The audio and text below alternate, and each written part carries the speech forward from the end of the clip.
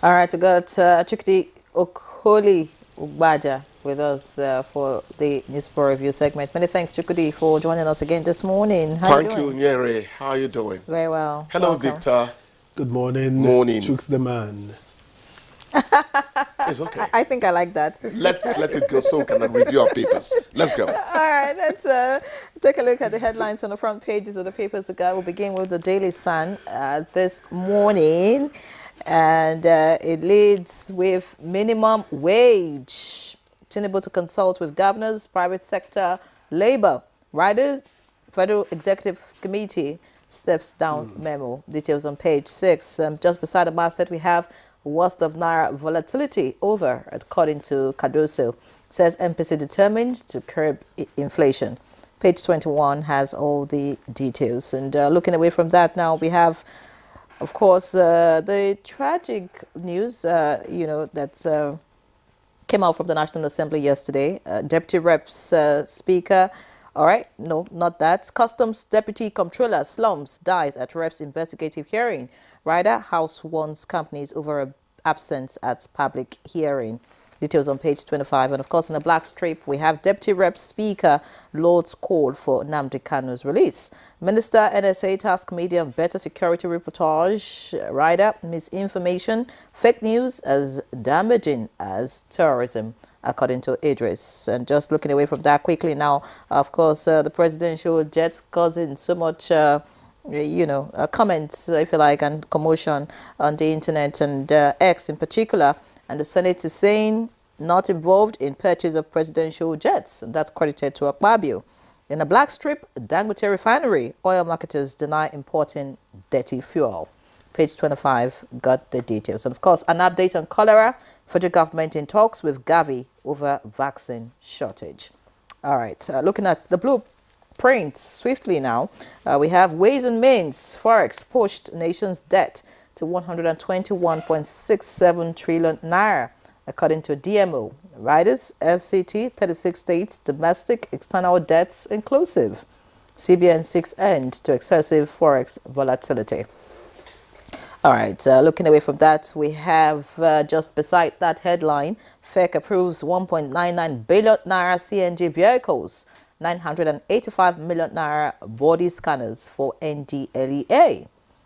And of course, we have the story of minimum wage also right here. Tinubu to consult with governors, labor, private sector. Rider, workers expect living wage from July, according to TUC. And in the green strip, of course, the aircraft story is still right here. Senate never proposed new aircraft for Shatima, Tinubu, and that's coming from Akpabio. Victor. All right, let's get headlines from the leadership. And it leads with this big one. Minimum wage, labor, long wait for labor as FEC, that's FEC, steps down memo. You can find that story on page 4, and it has a couple of riders. Tinubu to consult more. It's a delicate issue, says federal government. A new minimum wage will be ready in August. That's according to the TUC. And just above the nameplate, Naira abuse, Cubana chief priest forfeits 10 million naira to FG. Page 8. NDLEA gets approval for $1.442 million to boost operations. That's on page 7. And then below the masthead, Idris unveils Azu's book, not mine, writing for media and monetizing it today. VP Shatima expected as Nda Azaya hosts Amoka, Yusuf, Olonyomi, other icons. You get that on page 7. Some of these other stories have already been read in the other papers. The death of the customs officer. Police constable recruitment not cancelled. That's according to PSC, page 6. Worst of Naira volatility now over. Cardoso, page 26. And army not recruiting jihadists. That's according to an official. You get that as well on page 6. Finally, Labour leaders disrupt LP meeting with Obi in attendance. Details of that, find it on page 4 of the leadership papers. Chukwudi. Thank you, Victor. Yoruna Azu will write a book. It's a matter of time. Quickly, I have one, actually. you have one, really? Good. We'll discuss it at the right time. Tinubu to consult. What's the title? I'll tell you. Off camera. Step it down for now. Let's deal with the real deal. Good. Tinubu to consult governors, organized private sector. Now, this is very, very important at this stage. The first thing one would applaud is that the we will, we shan't, please don't, and all that has gone down a bit. You know, that means that there is seeming understanding across the table there between those who are being asked for minimum wage and those who hope to receive the minimum wage or who are arguing for a minimum wage for the people. I like that. Dialogue wins at the end of the day. I actually like more TUC's assertion there that new minimum wage will be ready by August. Do they have inside Workers information? expect. I saw where they attributed them, it's being ready by August to TUC. It's think one of them. I saw that. Is there Is it really? not here? So what I wanted to say was, if TUC, not being government, is so sure it will be ready by August, it tells you again what kind of dialogue is going on and what kind of agreements they are beginning to forge. And that, I say, is very important for us at this stage. The minimum wage issue is really not as simple as we think. Soludo was Governor Soludo of Anambra State was talking on a TV channel just the other day and said, when they extended this to some school owners and some private, he said, no, this couldn't possibly be for us. Maybe you should talk about minimum wage for federal civil service workers, minimum wage for state people and all that. For private sector. Otherwise, if you're talking about us, forget it. You mean we're going to sack all the people we are employing. So let's be careful about it. It's not as easy as we think. Now, at the other time, it was doing the rounds that the presidency was looking for a jet for the president and one for the vice president. Now they have come out categorically to say, no, that never happened. And the Vanguard went in to investigate. It came out with sell 3 to buy 1.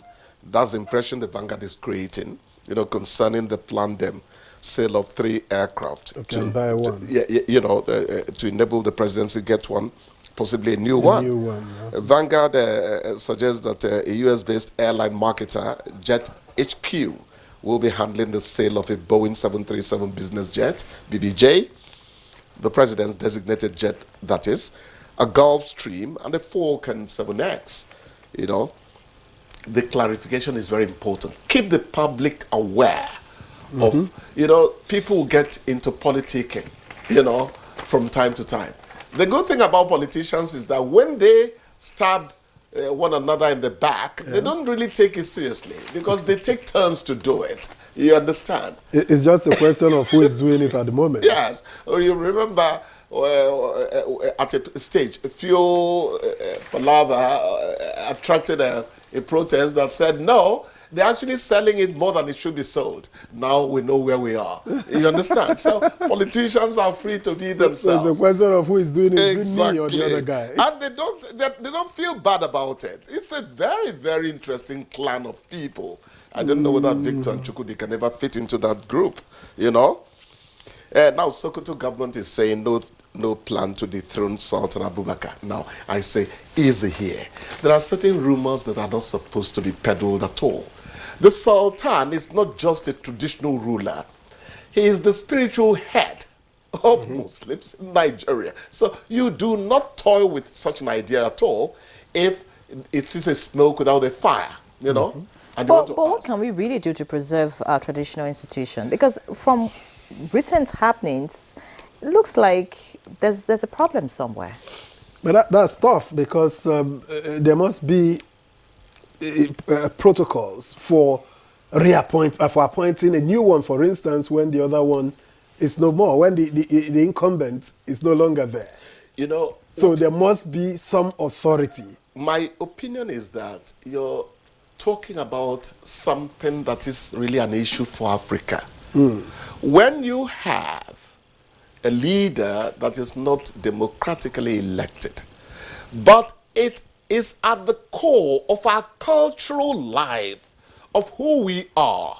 Then you have a set of leaders who are chosen by the people. There is going to be that, is it friction, I call it, Well, why didn't we have that in the past? And again, if you want to look at the security situation in the country, you can attribute it to the breakdown in the traditional institution. I agree with you. So... And that's why some have clamored for a constitutional role, get them closer to governance. I'm not sure if that helps, given what we see at the moment. Yes. Even from that background, you find some are outspoken, vocal. Exactly. And so if you give constitutional roles, I don't know. Let's take the case of the Emir of Kano, for instance. He's speaking again.